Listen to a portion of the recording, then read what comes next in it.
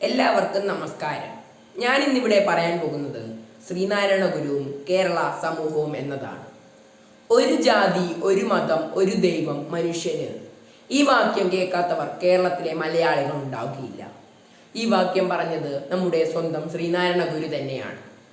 19-ാം നൂറ്റാണ്ടിലെയും 20-ാം നൂറ്റാണ്ടിലെയും കേരളത്തെക്കുറിച്ചും കേരളത്തിൻ്റെ സാമൂഹിക കാര്യങ്ങളെക്കുറിച്ചും പഠിക്കുന്നവരെല്ലാം ശ്രീനാരായണ ഗുരുവിനെ കുറിച്ച് കൂടുതൽ അറിവുള്ളതായിരിക്കും.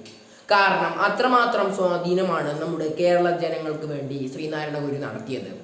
അന്ധവിശ്വാസങ്ങൾക്കെതിരെയും ഒക്കെ നല്ല രീതിയിൽ പ്രവർത്തിച്ച ഒരു മഹത് വ്യക്തി തന്നെയായിരുന്നു അദ്ദേഹം. 19-ാം നൂറ്റാണ്ടിലും 20-ാം നൂറ്റാണ്ടിലും കേരളത്തെ ഇത്രമാത്രം സ്വാധീനിച്ച വേറൊരാൾ കേരള സമൂഹത്തിൽ ഉണ്ടായിരുന്നില്ല. അദ്ദേഹം 1856 സെപ്റ്റംബർ 20-ാം തീയതി തിരുവനന്തപുരം ജില്ലയിലായിരുന്നു ജനിച്ചത്. ചെറുപ്പത്തിൽ തന്നെ വിദ്യാഭ്യാസത്തോട് വളരെയധികം ഇഷ്ടമായിരുന്നു. അദ്ദേഹത്തിൻ്റെ പിതാവ് ഒരു സംസ്കൃത അധ്യാപകനായിരുന്നു. ചെറുപ്പത്തിൽ തന്നെ അന്ധവിശ്വാസങ്ങളോടുമൊന്നും കൂടുതൽ ഇഷ്ടമുണ്ടായിരുന്നില്ല. പണ്ടുള്ളവർ ചെയ്യുന്ന അന്ധവിശ്വാസ പ്രവർത്തികളോടൊക്കെ വളരെയധികം എതിരായിരുന്നു ശ്രീനാരായണ ഗുരു എന്നത്. പണ്ടത്തെ കാലത്ത് നമ്മുടെ കേരള സമൂഹത്തെ രണ്ടായി തരംതിരിച്ചിരുന്നു.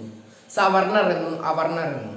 നായർ, ബ്രാഹ്മണർ എന്നിവരെയൊക്കെ സവർണർ എന്നും അതിനു താഴെയുള്ളവരെ അവർണർ എന്നുമൊക്കെ ആയിരുന്നു തരം തിരിച്ചിരുന്നത്. അവർണർക്ക് വിദ്യാഭ്യാസത്തിനോടും ക്ഷേത്രത്തിൽ പ്രവേശിക്കാനും ഒന്നും അവകാശമില്ലായിരുന്ന കാലമായിരുന്നു അന്ന്. അപ്പോൾ ശ്രീനാരായണ ഗുരു പഠിച്ചു വലുതായപ്പോൾ അന്ന് അവർണർക്ക് വേണ്ടി ക്ഷേത്രം പണിതു കൊടുക്കുകയാണ് ചെയ്തത്. കേരളത്തിലും തമിഴ്നാട്ടിലും കർണാടകയുമായി 40-ൽ പരം ക്ഷേത്രങ്ങളാണ് അദ്ദേഹം പണിതു കൊടുത്തത്. അതിനുശേഷം അവർണരായ കുട്ടികൾക്ക് പഠിക്കാൻ വേണ്ടി വിദ്യാലയങ്ങളും അദ്ദേഹം നിർമ്മിച്ചിട്ടുണ്ട്.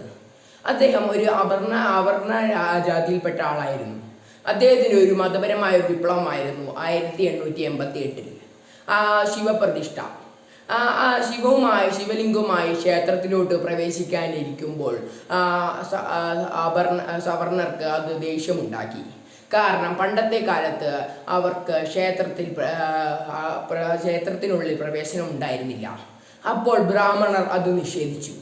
അങ്ങനെ ശ്രീനാരായണ ഗുരു അതിൻ്റെ ഉത്തരം അവിടുത്തെ ഭിത്തിയിൽ എഴുതി വെക്കുകയാണ് ചെയ്തത്.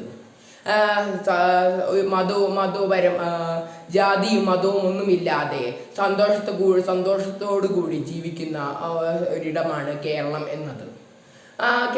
തൻ്റെ മതപരമായുള്ള മുന്നേറ്റത്തിൽ 3 കാര്യങ്ങളായിരുന്നു ശ്രീനാരായണ ഗുരു നോക്കിയിരുന്നത്. മതനശീകരണം, അന്ധവിശ്വാസ നശീകരണം, വിദ്യാഭ്യാസം വളർച്ച എന്നിവയൊക്കെയായിരുന്നു അത്. മതവും ജാതിയും ഒക്കെ നൃത്തം ചെയ്യുന്ന ഒരു കാലത്തായിരുന്നു ശ്രീനാരായണ ഗുരു ജീവിച്ചിരുന്നത്. അപ്പോഴായിരുന്നു സ്വാമി വിവേകാനന്ദൻ നമ്മുടെ കേരളത്തെ ഭ്രാന്താലയം എന്ന് വിശേഷിപ്പിച്ചത്. അതിനുശേഷമാണ് ശ്രീനാരായണ ഗുരു SNDP എന്ന സ്ഥാപനം തുടങ്ങിയത്. ശ്രീനാരായണ ഗുരു ധർമ്മ പരിപാലന യോഗം എന്നായിരുന്നു അതിൻ്റെ മുഴുവൻ നാമം. അതിനുശേഷം രവീന്ദ്രനാഥ് ടാഗോറും മഹാത്മാഗാന്ധിജിയും ഒക്കെ അത് വന്ന് കാണുകയും ചെയ്തിട്ടുണ്ടായിരുന്നു.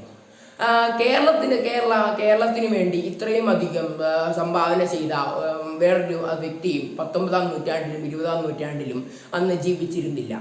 കാരണം അത്രമാത്രം ആയിരുന്നു അന്ധവിശ്വാസങ്ങൾക്കെതിരെയും മതത്തിനെതിരെയും പ്രവർത്തിച്ചിരുന്നത്.